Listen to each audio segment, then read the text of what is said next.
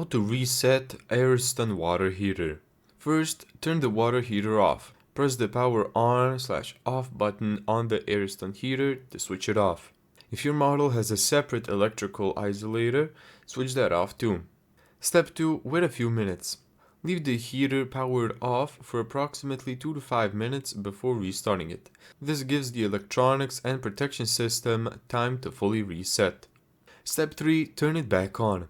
Press the power button again.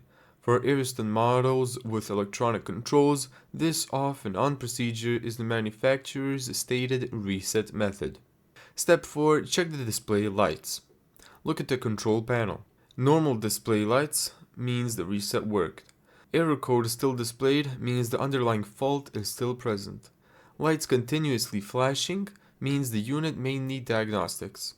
Ariston notes that if the fault doesn't disappear after the reset, the appliance can remain in fault status and technical assistance may be required. Step 5.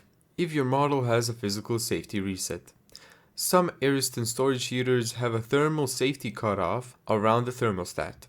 Ariston documentation identifies a thermal cutout as a possible cause of no hot water and says the safety device can be reset.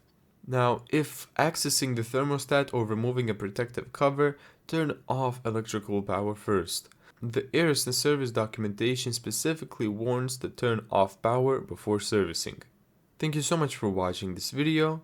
If you found this tutorial helpful, make sure to give it a thumbs up and subscribe. And as always, see you in the next video.